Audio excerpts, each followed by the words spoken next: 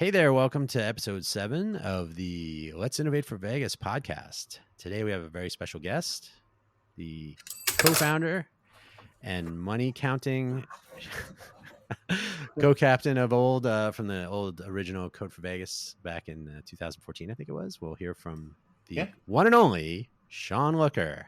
Hi, Shawn. Hey, Dan. It's good to be here. I've been out of Vegas for a while, but I've definitely still been keeping track of the goings on. So Yes, that's pretty excited when you reached out to start things back up. yeah, you receive lengthy emails with updates from me now and then, which No, I'm it's sure. all good. So yes, Shawn is our other board member. So that's been very exciting, and it made a few people that are still around from the old days kind of perk up a little bit. I will say right up front that even though I already knew Don Jacobson before, when I mentioned that we were putting this together and that Shawn was involved, there was, a little extra brightness behind him or over his head and a little ring or something. I don't know, but he's always been 100%. So, but yeah, he was like, "Oh yeah, Shawn, that's cool. Yeah, yeah." Yeah, Don's great. Yeah. He was always a wonderful person to work with and was definitely one of our champions with the city. So, I mean, having his backing is definitely a good sign. Yep. And since you were here, Don, and so this is not about Shawn Looker, but that's okay because Don is as more important than both of us. So Don has sort of been handed the keys to the innovation district. I can't remember if he called it his sandbox or his not a playpen, playground. He either said sandbox or playground, but Okay. and I said, oh, I never really, because he's so low key about everything, but Right. So he's really being a part of a lot of things that are interesting things that are going on. And again, he's been super supportive. So he has the access to the space that was not available when you were here back in the day. But the Innovation Center is, if you recall, it's by the B of A building on 4th and Lewis. So it's a nice. The Innovation Center was actually opened up while I was still there. So yeah, I'm pretty familiar.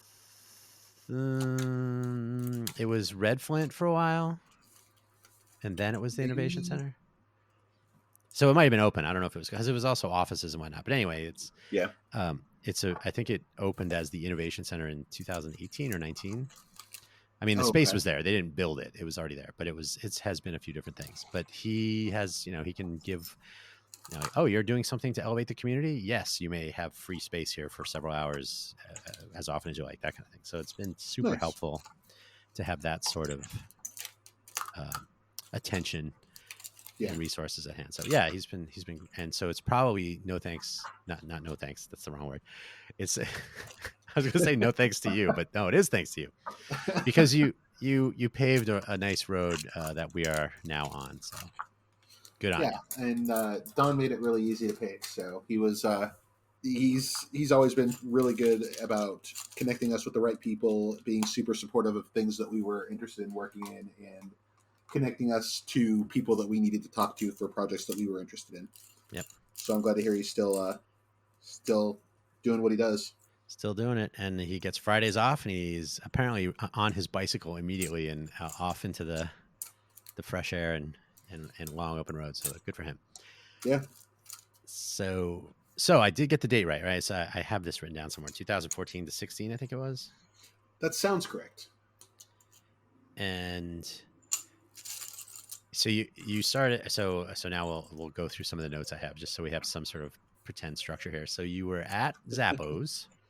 I met Shawn at Work in Progress one day, and you said you were at the time the longest tenured engineer, was it, or just employee at Zappos? You had been there for a long time. I was considered the longest, but that was definitely misleading. I worked for Amazon at the height of the .com boom, and so when Amazon bought Zappos, which was before I joined, all of my tenure at Amazon counted as well. So I got the illustrious orange badge instead of the blue badge because I'd been at Amazon for a while before I had joined Zappos. So technically yes, but realistically no, not really. Okay, fair enough. But certainly, I mean, people today, there's honestly there's not a lot of people that were around for Downtown Project, but there are several people who do know you. But I'm surprised at the number of people who had never heard of you at all. Um, our city staff type people, the CTO and some various other characters, they joined probably 2000s after 16, but probably 17, 18. Okay. So they really have no recollection, which is a factor in some other things that we were talking about before we started the show, and other where they just have no memory of that. Yeah. And so they are doomed to repeat history once more. But yeah, that's sadly been a common theme in a lot of cities, not just Vegas. Yeah, which I am hearing, which is interesting on itself. That I know it's not an Einstein quote, so don't even think it. But yeah, doing the same thing over and over again, yeah, and expecting a different result is the definition of a city employee, I guess. I've not heard that version of it, but I'm not going to say you're wrong. It's troubling, but the don't people know I'm recording a podcast? I'm getting some text messages. Sorry if anybody can hear that. So the thing I always wonder about just at city scale is just from the other cities I've been involved with. There doesn't seem to be attention paid to the feedback loop. Like they execute on something and then they don't look for the results. Did you find that so we're getting to the part where you were working with Code for America and all that. So when you work on a project and you're an engineer, talented, experienced, and you're watching these things, what is the take home? So it depended on the project. Some of the projects were really, really popular, and they were super interested in making sure that they stayed up and running and that things were going well. So, for example, like one of the projects that the actual Code for America brigade, I forget what they were called. Basically, Code for America had a program where they would send 2 of their people down to live in a city for a year and help it to be transformed into an open, smart city, basically. And there were lots of projects that came from that. One of them was a food truck app. And all it was something super simple where there were 3 special parking meters where you had to get a permit from the city as a food truck to park during lunchtime. And the app had tons of usage. And so when it got handed down to us, I mean, we started taking care of it for a while, and it was something that was very, very popular and something that we had to make sure worked really well. And so the city was very interested in making sure that stayed up and running. Right. All that was really interesting. They were less interested in taking over that app when Riley and I moved away. Yeah, why bother making more work for themselves? It was funny. So that it's interesting you brought that up because when I moved to Vegas from the Silicon Valley, mm-hmm. a place that will never be present here in Vegas. I moved here in 2013 after a house fire. So that was exciting. Oh, wow. I don't recommend that, but good learning experience. And I had literally, like, the fire kind of put an end to my efforts, but I handed it off and they kind of went as far as they could. But I had in the Bay Area been working with mobile food vendors on an owners association. So I was maybe too familiar with how food trucks and the business worked. And I had gotten up in front of city council meetings and helped to change the planning and zoning and worked with code enforcement. I testified in a civil grand jury hearing about the health department. So I was in. I was not messing around. And when people say, "Do you know anything about food trucks?" I'd be like, "Yeah." So when I moved here, so I had less stuff when I moved, but I moved here. And I was kind of checking out the scene, and I was at the Downtown podcast, and I won something. I can't remember what it was. And I was to meet Jennifer Davies, who is still with the city. So meet her at the Beat, which is no longer. Now it's Eureka. That's probably something you would miss, but that's a nice restaurant. It is. I used to love the Beat. The Beat was cool, but the rest, everybody was like, "No, it's gone." But luckily, Eureka is actually kind of a cool place. But yes, the Beat was a landmark. Sad to be no longer there. That's unfortunate. Yeah. But so I met her at the beat, and we started. She's like, "Here's your tickets," and oh, you just moved here. I said, "Yeah, I used to do a bunch of stuff with food trucks," and I've seen it. She go, "Oh, you should, Shawn Looker?" And I said, "No," and she's like, "No, you should meet." So she was, so I knew right away, like, okay, Shawn and Jennifer have to reconnect during this project, so we have some at least that. But she was very excited by the whole food truck app and all the efforts of the Code for Vegas people, which I don't remember if it was Code for Vegas at that moment, but because it was originally just you were part of Code for America, and then I think if I got that right. No, we were always part of Code for Vegas. Oh, okay. We set up the brigade pretty much before the Code for America. God, I can't remember what they're called. It's killing me. Oh, it But is brigade. Well, it's brigades now, so yeah. no, but the people from actual Code for America that would basically intern in a city Oh, okay. for a year. Okay. There's a term for it, but I forget what it was. But yeah, we set up the brigade with their help actually before they even left the city. Okay. Okay, yeah. So, because I don't remember exactly if she said Code for America or Code for Vegas, but she said you definitely got to meet Shawn Looker, and they're working on this app. And I had by that point gotten to know a couple of the owners around here, Colin Fukunaga, and he was kind of everybody in the Bay Area knew of him, so I met him first, and so it was very interesting. And but it was interesting to me that they were so excited by this adventure that you were on to build these kinds of things. I said, "Oh, that's pretty neat, actually." So I was initially optimistic, and then, whatever. Optimistic. Well, I mean, I was in the meetup group for Code for Vegas on meetup.com, which is an awful thing, an awful website in general. But it was February of 2000. I moved here in January, effectively January of 2014. Okay. It was so during 2013 I was moving here. So 14, I get a job with Intel. I'm traveling around the world. I'm barely here. So yes, I was in the meetup group and I saw things, but I was never around. So I was like, okay. Right. And then before you know it, 2016 rolls around. You're moved off to. Did you go back to Seattle? I can't remember. No, I moved to Northeast Tennessee actually. Oh, okay, that's where now. Okay, where my partner lives. So you shut down essentially Code for Vegas, and so I was like, okay, I never really participated much, so that was fine. But I never really got to experience that level of connection with the city and projects and people and whatnot because I was never around. So it's interesting to know that. So I mean, I'm hoping will become possible again. We're just about 1 year in, and it is because of like our previous show was with Mary Norris, who's like everybody knew her. Right. So as soon as we started talking about rebooting or restarting or whatever we're going to do, everybody's, oh, you should talk to Mary Norris. So, and she has continued to be a wealth of experience and communication. But it's interesting. I feel like I'm talking too much, but I do want to know what it was like to be the co-founder and co-captain of Code for Vegas so that we can see where we were and then where we are today. So it was definitely an interesting time.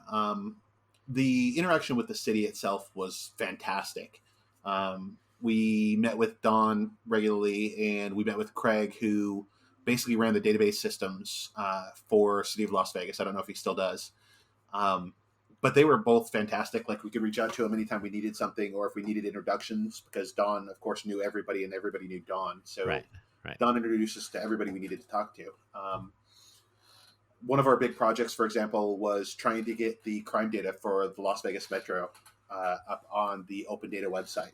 Because our main goal was really trying to beat out everybody else in the open data. I think it was the Sunrise Foundation, I think is what it was called, open data rankings. So we were, for a long time, number 3, right behind New York and Philadelphia, which was awesome because like we had a team of 10 people and they had teams of hundreds. Right. So that was a lot of fun. And of course we had, things like hackathons where we'd come up with some cool projects. A lot of what seems to be happening now, we experienced as well, where we get a lot of people that would say, yeah, this is really super cool. I'm super interested. I'll definitely be there. And then we'd get like a couple people instead of like this 50 or 60 people that said they'd show up. Right. But I feel like that's the nature of any sort of like civic activism, for lack of a better term. Yeah, I that is often now. So when I talked to Mary in the previous show, like I said, and in general, because I've talked to her a lot over the last year, they impose a bit more structure, which I think is ultimately part of the learning experience. So they say, hey, you have to show up. We're having an online meetup or something. I don't know if they do in person because their team. She's in Sacramento and Fresno. She's in two brigades, Oh wow. and so she helps to manage projects and because project management is a real thing, and sometimes Yeah. people ignore it and they figure, oh, people just show up like magic. But they actually impose a little bit of like, hey, if you want to be a part of this, you have to show up. And Right. I try to kind of impress upon people that you volunteering your time and then deciding not to may seem like it only impacts you, but everybody else that was depending on you being there or was hoping that you'd finish that thing that you were working on so that they could do their thing. It has a ripple effect. And Right. and I always say, you can't volunteer for the volunteer fire department and then say, oh, I have to go fight fires. I didn't that nobody said that part. Right. Like, well, you're the first bucket. You got to get in there. Come on. Yeah. Yeah. So it's that has been interesting, but we are only a year old, and I will say one of our projects we now have myself and three other people, so four people, which is a record No, it's of all fantastic. time. Yeah. I mean, So that's how we basically started with our first project. yeah. It was probably about a year before we had more than Ryan and me and a handful of random people who decided they'd show up that day. Show up. So, like, I feel like you're pretty much on par with where you, at least, maybe not where you should be, but where we were. Yeah. Yeah, I mean, I would be much happier if we launched something in November. Mm-hmm. So quick backstory: there's a global entrepreneur week that the first time ever was it ended on Veterans Day, whatever. Obviously it was the 11th of November, but I think that was Saturday. Mm-hmm. So all week leading up to that was Global Entrepreneur Week, and there was a lot of effort. And the person running it, Dave Berlin, is a rock star. I don't think Dave was here when you were around. I don't think I know him. He's a Marine veteran, super Mm-hmm. DJ, nice guy, but he poured heart, soul, blood, sweat, tears, everything into getting this event going, just basically by himself. Like Yeah. there were people around him to help, but he was putting in everything, and everybody else could do now and then and this and that. So we are going to try to do the calendar project, which is always I think is always important and never gets the love it needs, but like, oh, we could if we can launch our calendar, we can use it. We can try it out on this on it, and then the other two people that said they were totally on board didn't show up. So this Right. is where you're like, if you don't show up, it has ripple effects on other things. So yeah, to your point, we could be further along, but I'm happy that we're along. So Yeah. I mean, I don't want to sound. I'm totally. This is an infinite game to me. So I'm not going anywhere. So we have we have all the time in the world. And the fun thing about a charity is you basically have to file your paperwork every year that says we didn't make any money, and I think it's the Form 990. Yeah. And then we with people like Don, we have our space to work in. We had a hardware hackathon in February that was fun. So little by little, we're good. Yeah, absolutely. I think that's a good attitude to take. Like, we're going to be here, and if people start showing up, that'd be awesome. But if they don't, we're still going to be here. Is probably the best attitude you take for any sort of volunteer civic Yeah. activities. Well, so fun. Well, I'll get to this and I'll save it for later. But so there are a couple things coming up that, well, I mean, because I want to tackle. One is, so you moved to Tennessee. Because for some reason I thought you moved to Amazon and then to Tennessee, but I got some things backwards. But so you're in Tennessee. You've been there since, I guess. And how has Yeah. that been? And how, like, was it a step up from Vegas, or do you miss Vegas, or what are you doing now that's more exciting or less exciting? What do you think? So I absolutely miss Vegas. I've We're been still here, by the way, if you want to come by. I do occasionally, but I'm usually so busy when I come by because it's just for work that, like, I literally have every hour of every day scheduled. Like, I literally just came back from there, and I literally didn't have time to reach out to anybody because, like, I was just there for 3 days for work, and literally, like, every day from 8 a.m. to usually about 9 or 10 p.m. we had something scheduled. Um, but I love visiting Vegas. But yeah, basically what happened was my partner of, holy crap, I'm going to say 25 years now. um, got a job offer in Tennessee, and her grandparents are getting a little bit older, and we have a daughter. And so we decided to move back because I was already remote, and like she had moved around with me for the previous, I mean, at the time, 15 years. And she found a job that she really wanted here. And so she was like, hey, I want to move back. And it was time to do it for her. So yeah, we Sure. moved back. I kept working remote, and I mean, things kept going on. So I really like Tennessee for the most part. But I moved from Vegas to a very, very small city in Tennessee. And I definitely miss the two things I miss most about Vegas, besides most of my friends who have mostly moved away, unfortunately, is the good food and the absolute lack of humidity. Well, there's some in July, but yeah, mostly yes. Yeah, but we just stay in for that one day. Yeah. There's I used to live in Phoenix. Speaking of humid, and Oh, so yeah, in June, well, May, June, but in June you could hit some days. It was you'd see these numbers like it's going to be 118 with 4% humidity, and you're like, is it yeah, possible to breathe in that air? That's insane. Um, Whenever people would say, "Well, it's a dry heat," I would take like a squirt bottle, and now with camera phones, but when I was a kid, that we didn't have these things. But you squirt water on the sidewalk and you watch it evaporate, and you're like, "See, that is dry." All of the water on the ground is now in the air in the space of 5 seconds. It's like that's you can't sweat fast enough to because it's your sweat evaporates too quickly to actually draw as much heat. So right. you end up just overheating too quickly, and it's crazy. It is ridiculous. So here, yeah, when I was moving to Vegas, somebody said, or multiple people said, "Oh my god, it's so hot there." And I said, "I grew up in Phoenix," and they're like, "Oh, okay, you're fine, no biggie." Yeah, I think So, Phoenix but is actually a little bit worse.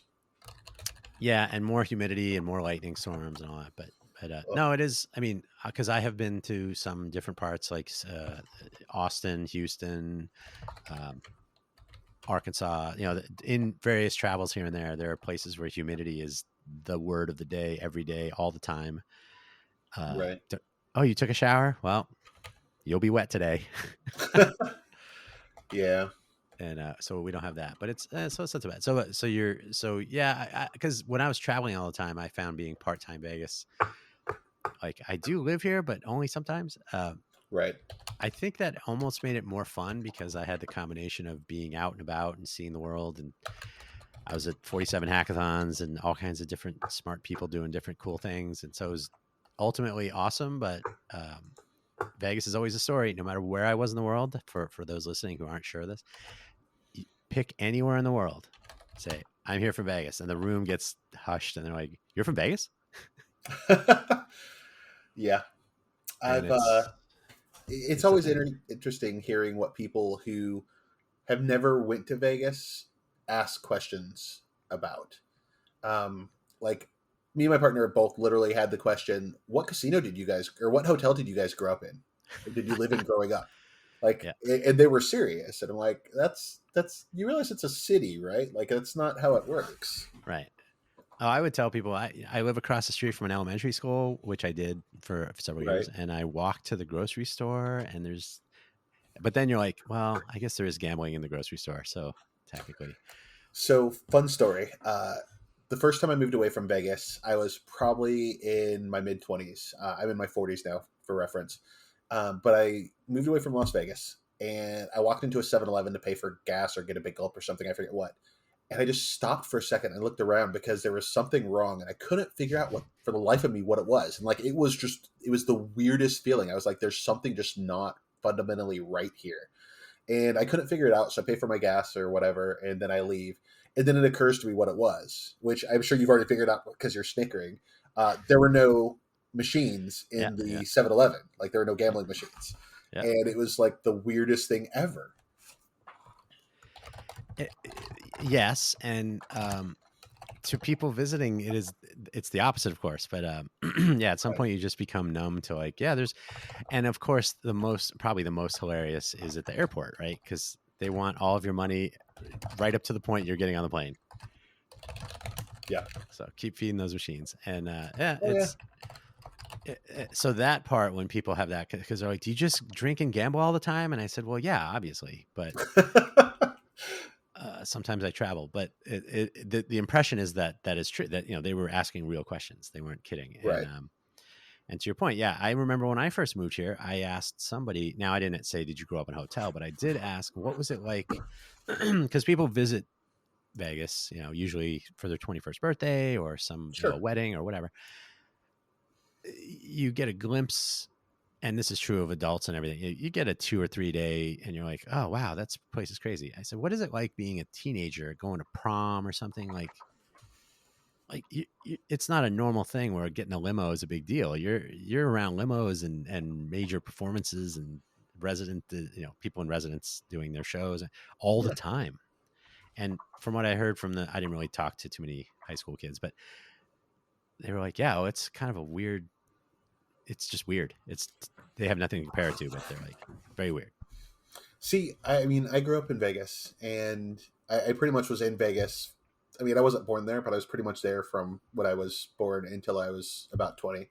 And I had the opposite opinion. Like, it wasn't weird at all. Like, I've run into Jeff Goldblum at the airport before, and Right. he was just like, "Hey," he's like, "Hey, we didn't have camera phones back then, so I couldn't take a picture with him." But Did like, it really happen we were then? Are you chill. sure? Are you sure it happened? But like, well, I mean, to be fair, like I've met my share of celebrities like random places, and sometimes they're just like, "Dude, I'm not working. Please just go away," Yeah, yeah, yeah. That's how I which would be is like, totally okay, cool. yeah, Yeah, I'd be like, "Yeah, no worries, sorry." Um, but yeah, like it was just a normal thing. Like limos all the time. Like my uncle did valet, and like when I went to prom, he was like, "Do you need a limo service? I've got guys," yeah. and so it's just like a normal thing. So that is, I mean, as you were saying that, I was like, it probably you would have you don't know the other extreme, I guess, Right. because you were just here. Um, so yeah, that makes sense. So similar with the 7-Eleven story. I'm assuming that a high school kid here would move somewhere else and say like, what do you guys do on any day of the week? There's nothing going on, maybe. I don't know. I don't know. I do know that since I've lived here, I've sort of settled into the lifestyle, and it's been interesting. But I will tell you something. So since you were here till you were 20, something that I've noticed, and I've made a lot of noise so far, and I will continue.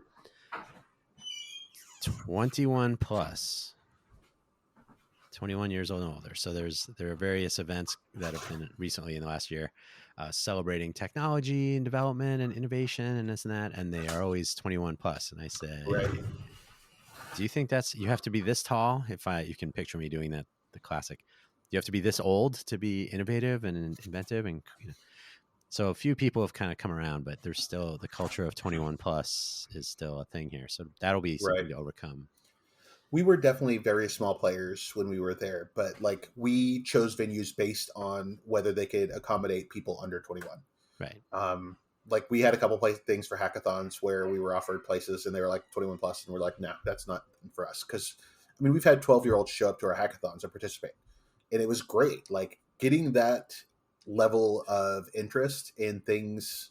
I mean, civics aside, being that interested in like building things at that age is fantastic, and we wanted to Sure. nurture it as much as humanly possible.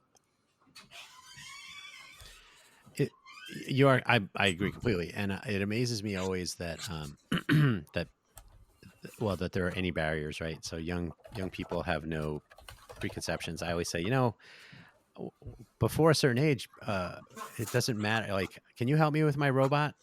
They're not saying, "Oh, you're a girl. I don't want to ask you," and "You're a girl. I don't want to ask you." Right. So there's a genuine interest and drive that something happens. We know what it is because at some point, instead of saying, "Can you help me with my robot?" it's "Hey, how you doing?" And that's when things go awry. So I would like to see more young Right. people involved in this stuff so that as they get older, they still remember like, oh wait, I can actually talk to people about ideas, pursue Uh, cool things. Fun story. Ryan, who was the co-captain with me for Code for Vegas, uh, I don't know exactly how he got into it, but he was teaching robotics for as an after-school program for kids at one of the underprivileged high schools. I forget which high school it was. But like him and I actually got an award for it from the mayor, who was Mayor Goodman at the time. Uh, Still like, is. okay. Well, Mrs. Goodman, but yeah. It was Mrs. Goodman at the time, Okay. actually. Yeah. Yeah. Because So that's Mr. awesome to Goodman hear. also. Yeah. Yeah. But there were more women in the after school program for robotics than there were guys. And it was awesome. And everybody was super interested and they got a big kick out of it. We were building node bots effectively, node sumo bots. But they really enjoyed it. And there were way more women than there were guys, which was great. Yeah. I was, when I first moved here, I was a first robotics judge at the Northwest Academy, I think is the name of it. Again, I don't hang out at high schools much, so I don't know these Yeah, things. same. It's the way it is. But it was fascinating, and that was one of the examples where there were all girl teams, and there was a. I always tell people, like, if you look at today, it may be troubling, but if you look at the younger folks, and if you just keep that going, things might be okay. You just have to keep the doors open. Absolutely. So yeah, there was just a complete diversity of participation, and nobody was. It was like, can you help me with this? That's all I need. I don't need to know who or what you want to be or whatever. Just Yeah, you got ideas, I got ideas. Let's make it. So absolutely. yeah. My hope is that will fuel the future, because we don't got anything else happening. I think the teach the children well thing. I think that should be a song. But anyway, or is it? No. So Code for Vegas, were you, when you started, were you aiming like at school and trying to get like I don't want to say student, like going to the schools to work at the school, but were you reaching into student age groups and trying to work with teachers or anything? We weren't, because I'll be honest, we really didn't know what we were doing when we first started.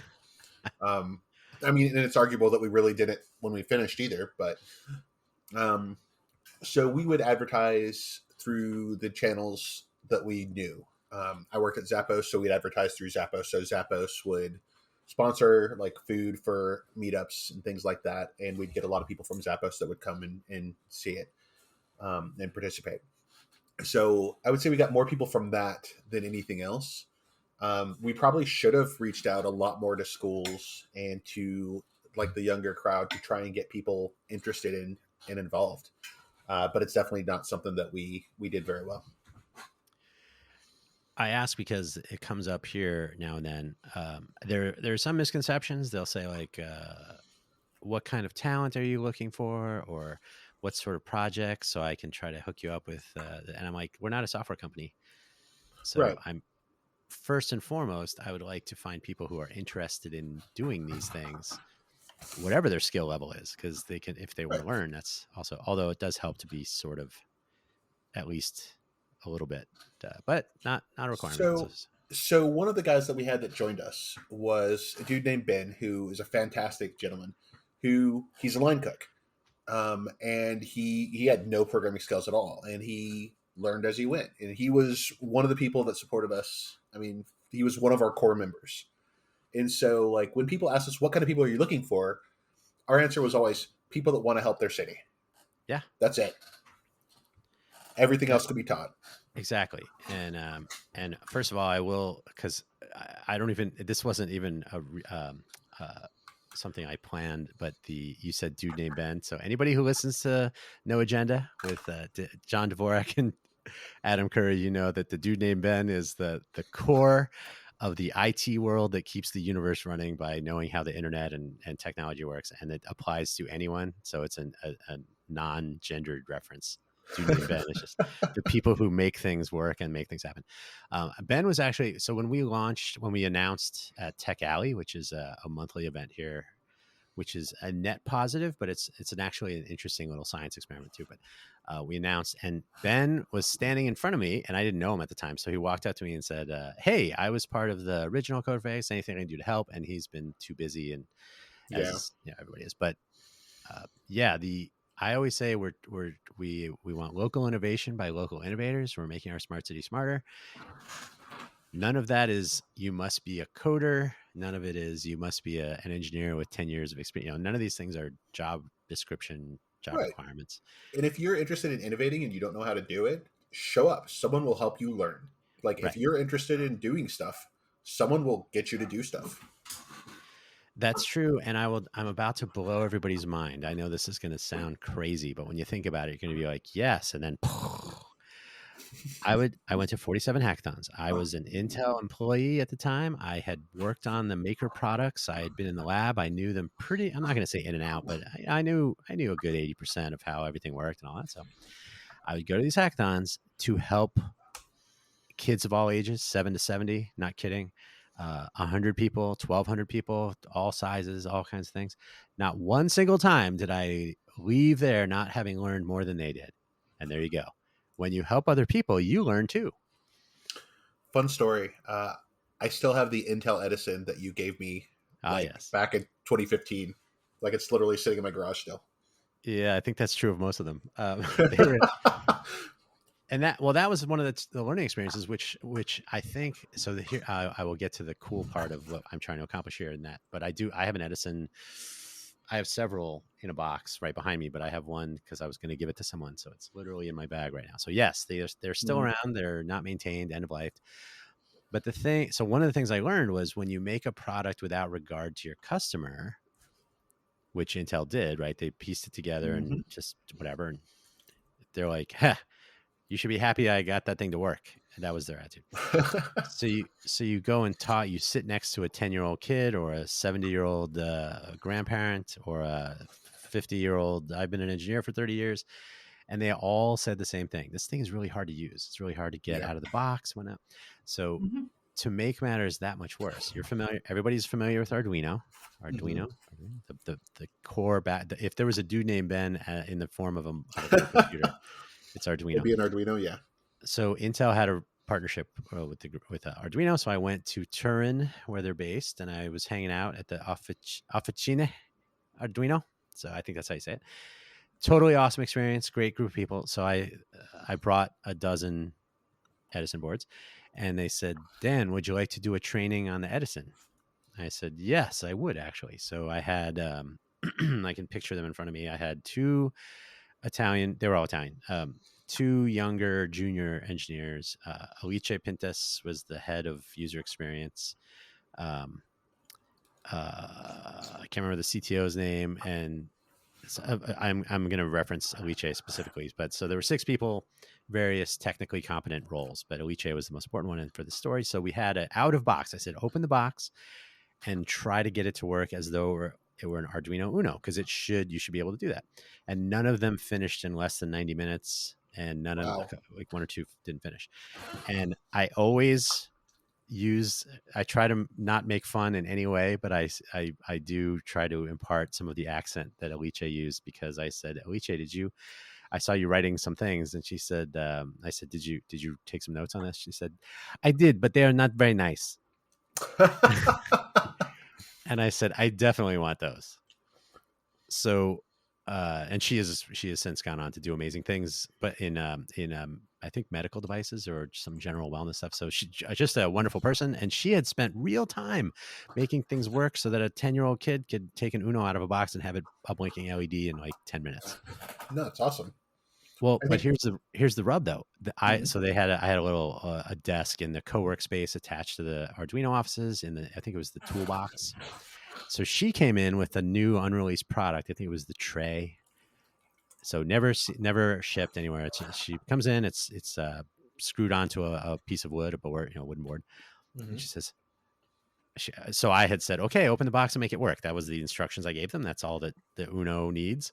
So she Right. said, okay, Dan, here, make it work.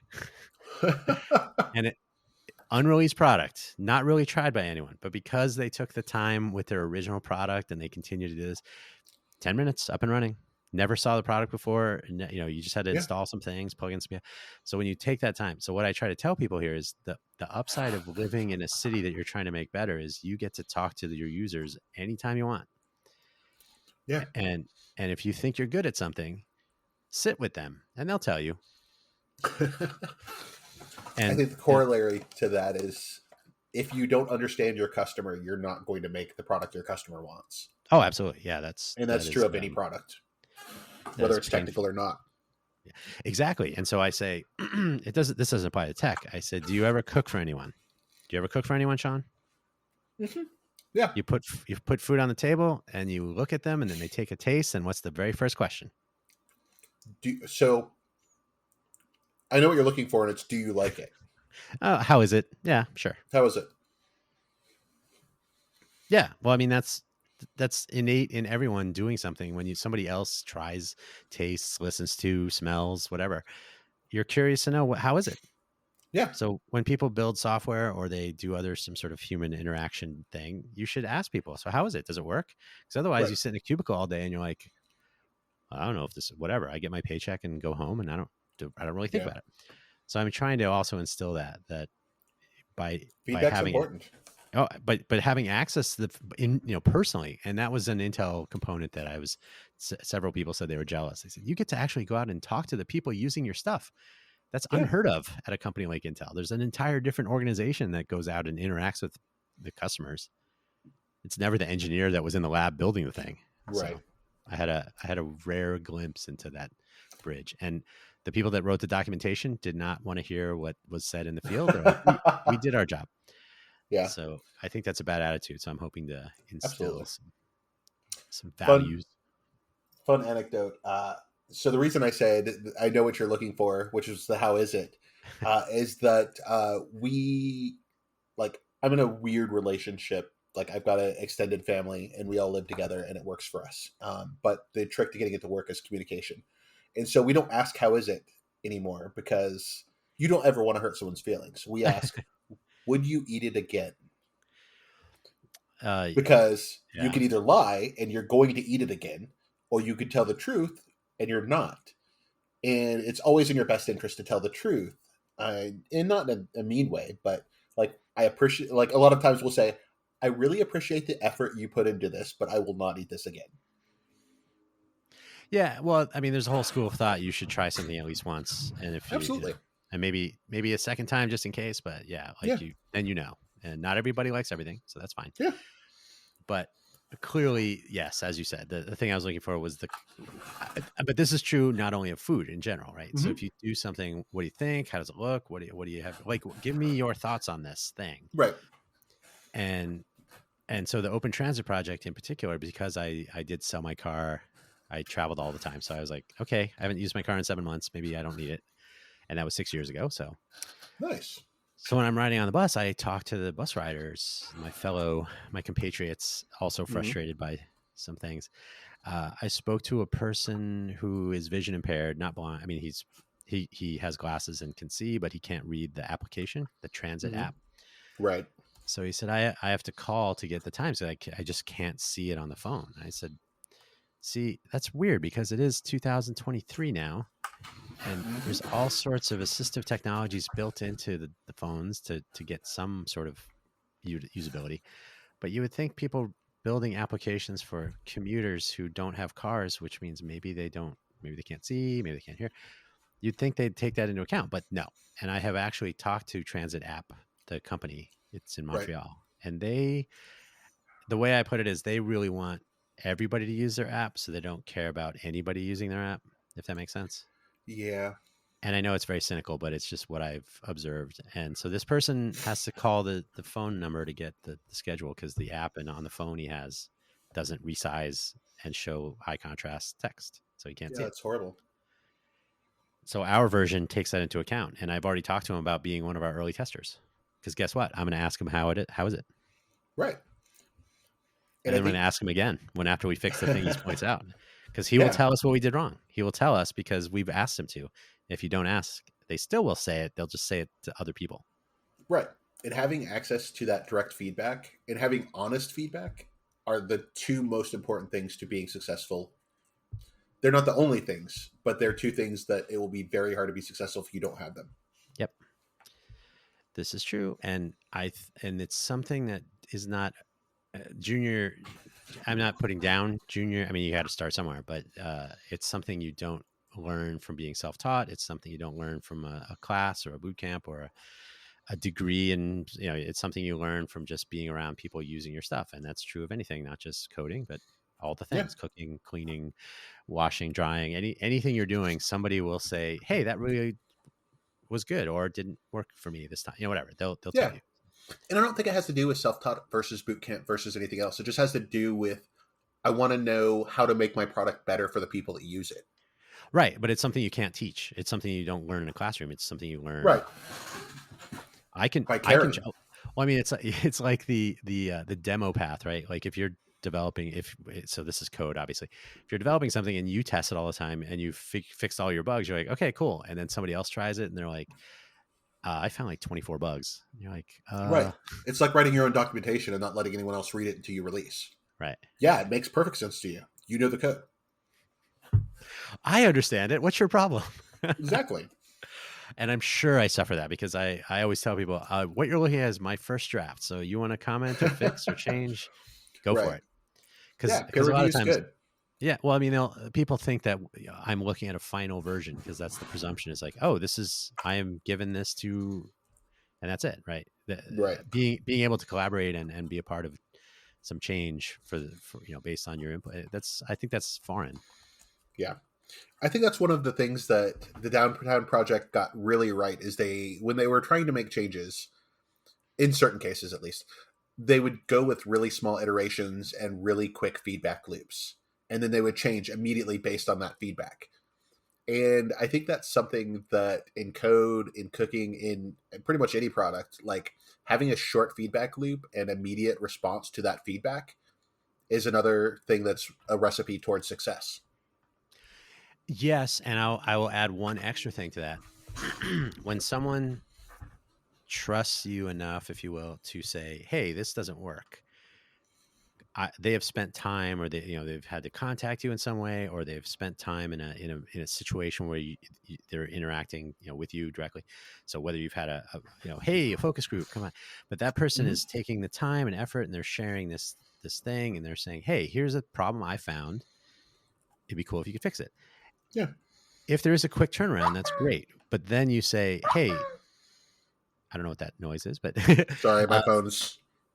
People don't realize I'm in a podcast either. eh, uh, they will know soon enough. But when somebody does it, and this is true just in general, I want to tell you, I started my career in QA, so I was a tester, Mm-hmm. and it doesn't matter if you're a professional paid tester or just a normal person who has taken the time. That's my bug, and they fixed my bug is a thing you will hear. They fixed my problem, they fixed my issue that I reported, but it's mine because I took the time to submit it. So when you can Mm-hmm. actually tell someone through action, hey, yeah, we saw what you said, and we took your advice, we took your feedback and input, and we made this change. And so what do you think of this? And you actually give them the chance to be an improver of sorts, right? Like, hey, yeah, this is exactly what I was hoping for. So to be able to do that is very powerful. And it's something that entrepreneurs might be able to encounter. But if you're working for a big company, almost never. Right. I'd say it depends on the company. I mean, like Yeah. anything else. Oh, yeah. Yeah. But one of the things we just, like I said before, we had our all hands for my company that I work for last week in Vegas. And one of the things I loved that one of our C-level executives said is that she got a call from a customer who was very, very, very upset. And like at first she was like, I understand. And then at some point you get to the point where you start getting a little defensive. And when she said, well, our competitors are doing this too, we're trying to fix this issue, but this is an issue that's prevalent throughout everybody. And the woman said to her, yes, but I hold you to a higher standard because you should be held to a higher standard. And then she started taking the feedback for what it was, which was feedback to say, like, hey, you need to do better and this is what's wrong. And having Right. that feedback is like I said, super important. Yeah, and I was with Intel at the time, and sometimes there was like, "Ooh, Intel's here! Wow, this must be important, or it's big enough for and there'd be a Google and an Apple person around, and this and that." But more often than not, you'd hear the opposite, which was, "Oh, like they're going to care, or like they're still going to be around in a year, or why would they care about us?" And it is the Raspberry Pi, for example, they've done pretty well. Mm-hmm. Oh yeah. Arduino has done well, mostly because they've. I'll tell. Okay, here's the take home. Here's a little secret. Anyone who's ever been to Maker Faire, Hmm. uh, if you haven't, I recommend it. If you can find one, they kind of reorged after some financial whatever. But anyway, so a Maker Faire or anything like it, Arduino would have their booth, and Intel would have a booth. So Intel was staffed by employees and contractors. Guess who was staffing the Arduino booth? 100% volunteers. Nobody wanted to get paid. They just were excited to be in the booth talking about Arduino. That's awesome. Well, that's what happens when you actually care about those people Right. and not the profits. So it's more of the like, if you actually take the time, you will learn a lot, and you'll make better things, whatever they are, code or whatever. So yeah, you have to know that that's a potential thing to learn, right? You can't just poo poo it and say, Yeah. it works. It never works as well as you think it does. Oh, That's why you absolutely. get feedback. Oh, and also, I'm sure you heard the loser error, LUSER. So it's like stupid users and everything. And, Yeah. when you're a young coder, you're like, yeah, bug is between chair and keyboard, all this silliness. But as you get older, and especially if you're the family IT guy, you're like, my life would be easier if my mom could use your product. You Right. could you could spend 10 minutes and try to make that error message more useful, that kind of Yeah. stuff. So, yeah. So when like perfect example is like when my grandparents decided to get smartphones, I was like, you should get an iPhone. Not because I like iPhones, because I don't, but because I feel like they're inherently easier to use than Android, which requires a certain level of like understanding how things work. And much That along should the go for same employees at Google also. You should pay attention. absolutely. But much like that, like I mean, you can assume that the issue is between is definitely a user issue. But if the user doesn't understand it, and it's one user that doesn't understand it, I guarantee if you have more than one user using it, more than one user doesn't understand it. Right. Right. And it's funny. I'm going to drop a name. When I worked at Palm on the so I've worked on cell phones, and the person that designed the card interface, the swiping thing, Mm-hmm. Matthias Duarte, went on to work at Google in the Android group, and he's developed the material design and the material U or whatever it is. Yeah. So he's a very accomplished designer, and his designs, then Apple copied it, and they're like, the Android stole from Apple, and like, no, Apple stole it from Palm, and it's the same guy, and whatever. But they put a lot of time into thinking about this stuff, but sometimes I wonder, are they getting that feedback? So the swipe up interface, that's kind of cool, but there are a lot of things, more and more, where you're like, does anybody try this stuff out on people? And No, not usually. yeah. Yeah, so you're right. So it's very frustrating. So that's one of the take homes that I'm trying to, and that goes for. I always tell people when they'd say, "Oh, I'm not a coder," and I'd say, "Great," because coders should not be designing human interfaces. People who But, have some sort of sense of visual appeal, aesthetic, not always yeah, true. Yeah, they sometimes overlap, but I noticed that if you are great, at least for backend developers, if you are great at backend development, you are very rarely great at UI. yeah. I'm laughing because it's true. Yeah, but so that's the whole notion of the Create for Vegas thing, is to try to encourage people, because there are a tremendous number of people here. We have a whole arts district. We have a whole 18B all Hmm. about arts. And and in fact, I'll tell you about one of our projects, which I may have mentioned this, but recently advancing the cause. So we have a whole arts district, and we have all this artwork around. So there's a person here. His name's Victory. He's got a company called Aero AI, and he captures. He's an architect by education and trade, but he's capturing 3D object images, right? So they capture super high res imagery with depth, and they construct 3D models. So it's all very cool, and you can manipulate it in a variety of ways on it. So I said, Hmm. it'd be cool is if you could fly over the arts district, capture the images, and then we could build a project where you could annotate the artwork in there, and you basically build a museum where you'd have the metadata, the artist, and how to contact them, and so the artist could, or the whoever could, mark up the images, the object. It's not just images, the objects. You could spin it around, you could draw a box around things and say that was my artwork or whatever. So Victory, I think it was like a week later, he said, "Okay, we captured all the images for the arts district," and I said, "Oh." okay, I have the ball. And so he just sent me. I said, just give me like a sample, couple block grid, and so he sent me the place where the Arts Factory. You remember where that is? Yep. So he said, oh, the Arts Factory. That's where the Tech Alley event is. So it'll be kind of interesting if you want to demo it. And there's some murals and stuff. So that will be our starting point for that little side project. So a way to capture more open data through uh, through cooperation with the crowd, right? It's like, hey, this is Yeah. artwork that should be, and then if they get vandalized or painted over or whatever, there's this ongoing record. So I talked to Tyler about that too. Like, how can we make this a thing Hmm. without people saying, well, who's going to pay for it? Like, it's a thing of value.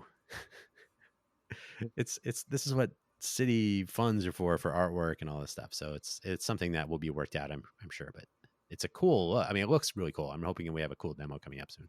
Yeah.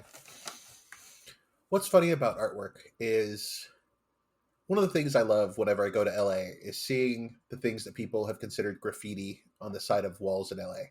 And I mean, I was going to say it's arguably art, but it's not even arguably art. It's definitely art. And there are so many good artists that would do something like that. I mean, without worrying about the money, just to have pretty art around their city. Yeah, and there are people that do that. Although if you can commission a mural, that's good for them. They get to pay Absolutely. their bills. But the arts district people, who you would think would be all for trying to promote the arts district, because obviously if you have this online experience, then people that are visiting could, oh, maybe we should go check that out in real life. Yeah. And for posterity and for whatever marketing. And again, I'm like, hey, we should totally put this up on the Viva Vision on Fremont. Like, Yeah. why not show off other? And so there's a whole bunch of things that fall out of doing it. But instead of waiting on them, Victory went to one of their meetings and they're like, who's going to pay for it? He said, so I just did it. No, that's And fantastic. we'll That's deal with the it best later. Yeah. attitude. Yeah. Like, if something's in your way, go around and then they'll catch up later. So we'll make that. I mean, so I got to do some, as my East German, did I do the East German thing again? Already, my East German colleague from the good old days when there was East Germany, Detlef Jeanette, said, then we work 24 hours in the day and then we work at night. I said, yeah, I get that. I know that feeling. So I just need to stop sleeping. What else? Oh, so Code for Vegas, we talked about this in the situation that we were in, which I'll get into briefly. But so you started up in 2014 and then it shut down in 2016. And I think you mentioned Ben. Mm-hmm. And I know Ben tried to keep it going, but eventually just kind of shut down. Yeah.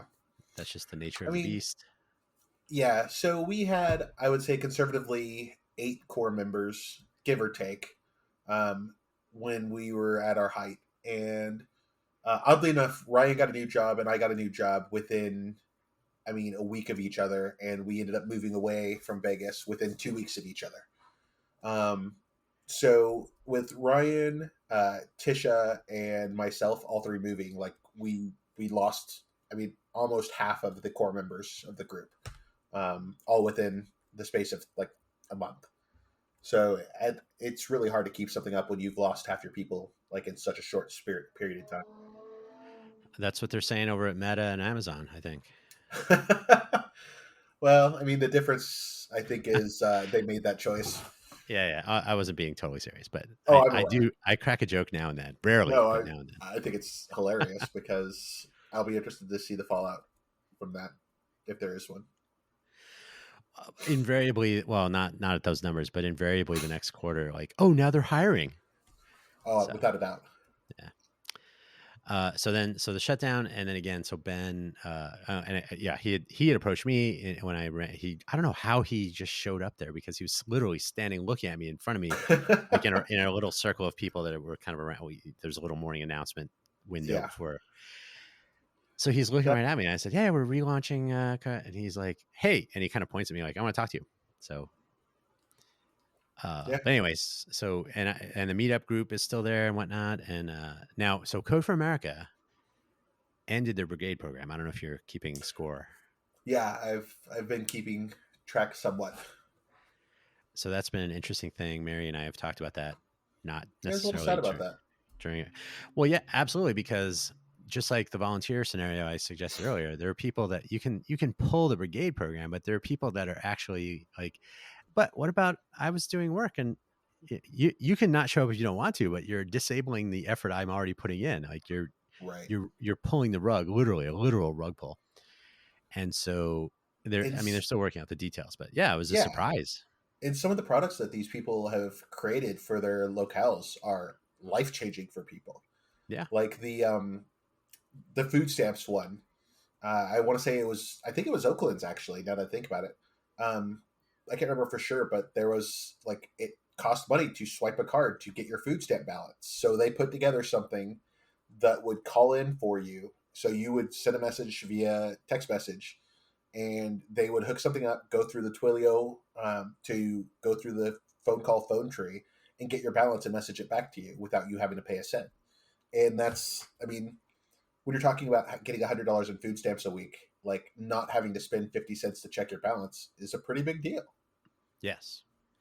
And to go back to revisit a callback, as we say in the exciting comedy world. Why would somebody want to check this? I don't talk to my users, but I don't understand why they would need this. Right. And yeah, and uh, yeah, you just have to get to know the people on the other side of your project. Yeah. It's all But about yeah, so communication. yeah, and well, it helps also be able, like, you can receive bug reports all day, but you kind of have to attach humanity to that, right? Right. How come everybody's always complaining about the user interface? Well, because maybe you have to fix it. Right. They're not taking their time to bother you. They're taking the time to ask for you to help them. So, and that was a problem in Intel too. I mean, But so that's one way of looking at it is you're taking time, they're taking time to ask you to help them. Another way of looking at it though is they're taking the time to tell you what you need to do to make your product better. oh, yes, that's the part where you learn more than they do. Yeah, yeah, Right. Like they're literally helping you make a better product, and you yeah. should take advantage of that all you can. And and I'll tell you what, there may be like a variation of this problem is so I mentioned I started my career in Apple quality. No, I didn't start in Apple quality. I started at Supermac, but I got a job in Apple quality when I got laid off. That was a long story, but so well, I mean, I have a weird resume with a lot of stuff on it, but so I got laid off from my very first job. I worked at Storm Technologies for 2 weeks. So Supermac for 2.5 months, I think. Storm. It was 1993. The recession had just ended. So it was like, oh, there's suddenly a lot of jobs out of nowhere. So Silicon Valley was kind of starting to buzz and all that. So I get a job at Apple. I'm a tester in Apple quality in the original Apple building in Mariani 1. I was like, okay, I've always been an Apple fanboy, so this is pretty awesome. And I interviewed and all this, but I was in QA. So I got the full brunt of the works on my machine and the whole attitude of like, you're causing me trouble, kid. And Yeah. as I rose up through the, like, oh, you're a programmer now and all that, I would tell the QA people first thing, hey, how's it going? You find a bug, you tell me, because you're making my product better. You're making me better. You're making, I'm learning from what you're telling me because I didn't see it. And if it gets to you, I didn't catch it. I did something wrong. Mhm. So it shouldn't be about like, you're causing me trouble. It's you're preventing trouble later. And I'm Exactly. learning something. So more people should be exposed to the QA process instead of thinking that they're an adversary or a underling. Yep. And that goes for, hey, I learned. I was okay. I was, this will seem off topic. I was on the bus today. I was coming home so we could do this show that you're listening to now. And Mhm. a woman who does not speak English, and there was just recently a fairly substantial schedule change that included some stops being removed so that the bus is not stopping. And the Ah. driver, so he said, you're gonna have to wait. So she walks back to so she walked up to the front. I was kind of in the middle between where she was. So she goes back to her seat and the guy goes, why'd you even get on a bus without reading what's on the sign? So he was pissed off at her for a person Yeah. who doesn't speak English not being totally clear on the schedules that have changed recently. And so it's not a helpful attitude. So we got off the bus. She asked me if I speak Spanish, and I said un poquito. And I proceeded to show her on the transit app, and like, here's the bus and what time it is, broken English and attempted Spanish and whatnot. Because I'm not bragging here, but I'm saying when you actually talk to the person instead of talking down to them and yelling at them, you're like, oh, this is a problem that could be solved if somebody took the time and that's the Right. Open Transit Project, right? So, so yeah, I think we could harp on this all day because we agree that more people need to pay attention to what they're doing and why and who it matters for. So that's part of our mission. It's not stated in writing, I think, but that is a huge part of it. So. No, I mean, I think you've hit on the core of what civic activism it should be for. It should be to make people in your city's life easier or better. Yeah, and well, don't get me started on accessibility. And I to this day, there's a 10-year-old at least intersection near me. The ADA ramp to get into the crosswalk is fine, and the button to push the button to cross the street, so the crosswalk button Mm-hmm. is fine. And between those two is a curb and rocks that they're hard to walk on if you are not limited. So I Yeah. I show it to people and say, "What's the problem in this picture?" And 80%, roughly, are like, "Oh, there's this weird shadow." But 20% will say, "Oh, that you can't reach that button." So guess how that happens? You deploy an approved and budgeted street corner. Public Works comes in, puts it in, and goes, "Okay, we're done." Did anybody try this? Nope. We're out of here. Same problem. Yeah. So an accessibility hackathon is in our future, so we can try to gather problem areas, and now that will flow into the open data sets so that people will have visibility. There'll be transparency in the way it's visible to the world, and we can see when things get fixed. And like, hey, I saw the same problem, that kind of thing. Same with unsafe intersections, survivor bias. Mm-hmm. So we have data on when people get hit by cars, but not when they almost get hit by cars. Right. So I'm we sure can, everybody's seen the famous graphic from World War yeah, II, I the think it airplane. was. Yeah. Yeah, yeah. Abraham Wald, the inventor of operations research. Yeah, yeah. So often, too often, people will say, "Well, some data is better than no data," and you're like, "Well, No, not really." that's categorically not true. So, and these are all like 100%. And in fact, Don said this early on. He's like, "Well, we don't have a lot of people being trained in the skill sets of the people who have, pandemic or retirement have just, attrition is what it Right. is, and there aren't as many people. And so maybe some of the people that are working on your projects will eventually take jobs at the city." And the take home is like, we are teaching real skills, including the fact that not some data is good data, but some data might be bad data, or Right. how to be. So these are all. This is why I do this stuff. Otherwise, I'd be like yanking my hair out. So, but it is actually valuable, and I think we're finally kind of getting some traction, and we'll see what happens. Yeah. So I was going to say the other project that we're working on. What was I going to say? The smart beat open calendar. I can't remember why we were talking about that, but we have a couple of projects. Oh no, I was going to say the volunteer thing. Mm-hmm. So I know we're coming up on it's over an hour, so I don't want to take up your whole evening, but because we can always do this again, part 2 coming soon. Absolutely. But I had a conversation with someone at the end of the year, December or so, and she said, "Hey, I think there might be some possibility of having a hackathon around the Super Bowl, because the Super Bowl committee has it's separate from the NFL. It's like a separate LLC or something that they form for the particular city, and they conduct all the business. So they have 9,000 volunteers planned, 23,000 Wow. hotel rooms, all manner of moving parts and whatnot." And she said they basically reinvent the wheel every year in the different city. There's no tools. They don't have a platform. They don't have, it's emails and spreadsheets and text messages. And I was like, oh my God, that's insanity. Yeah, that's crazy. So I have talked to 2 people with the NFL Alumni Association about making some connections there. But I'm like, this would be an opportunity to make our smart city practically smart. Like, hey, look, they're ready for 9,000 volunteers because they have 40 million people visiting every year. 9,000 is Right. nothing, and they can deal with that. So that's So kind of interesting. And so I'm kind of looking. super, Go super ahead. funny. Like, it took me a second to realize, like, why would the NFL care about Las Vegas? Oh, that's right. We have a thing here. Yeah, I I've mean, the Super Bowl, not only the Super Bowl, F1 is coming up. I've heard about that. People They're are going building. Yeah. crazy. Oh, absolutely. The tickets are like $500 or something crazy. And so with all these sporting events and big draws, there's just going to be more people, resources, and trying to figure out what's going on. And just knowing that a bus stop is not in effect for a detour. I hate to always bring it back to the bus, but it is No, how it's people get important. around. And Yeah. if you can't get around, I'm not going to say the trains must run on time, but it's almost like that, right? You really got to be able to get So, around. so for the people that don't ride the bus that are listening to this podcast, just think for a minute when the president comes to town and you didn't know about it and you're stuck in traffic for an hour. And think about how irrationally upset that makes you. And then Oh yeah. imagine that that's your life every single day because Oh you yeah. don't have a car and you take a bus. Like, Yep. you got to have a little bit of empathy and understand where people are coming from.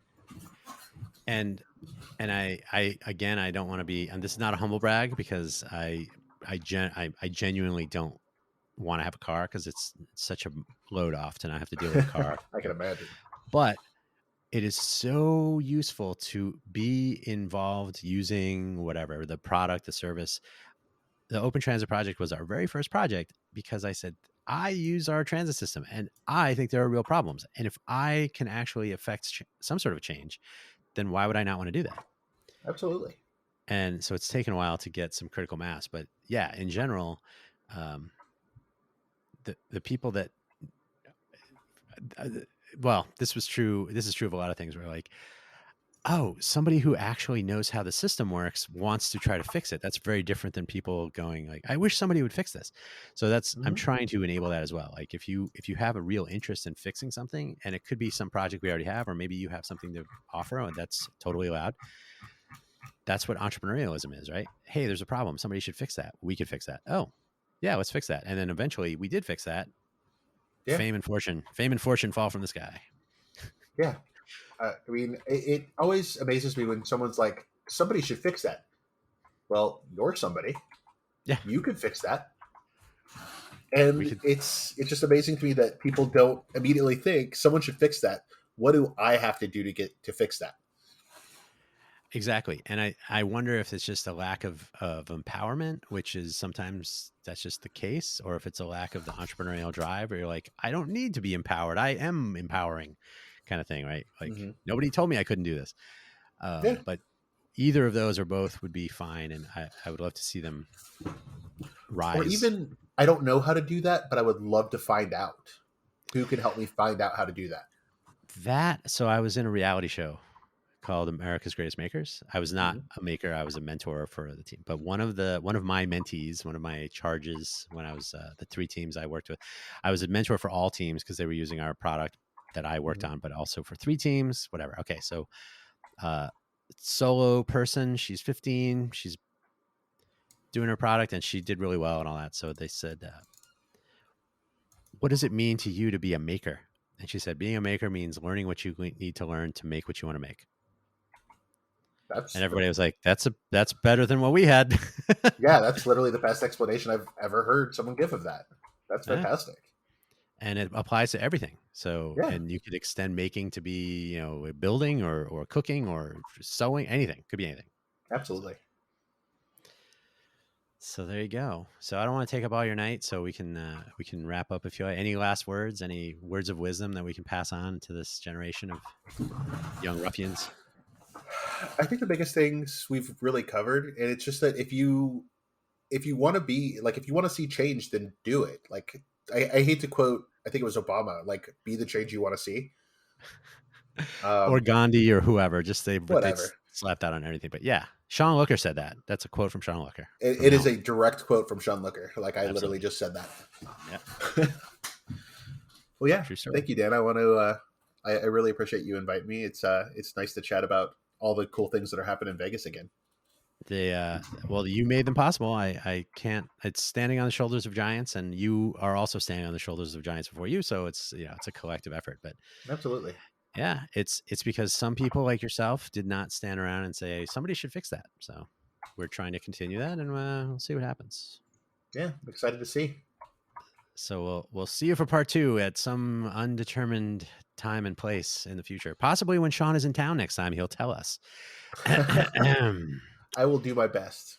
I Yeah. was not joking when I said literally every hour was accounted for last time, unfortunately.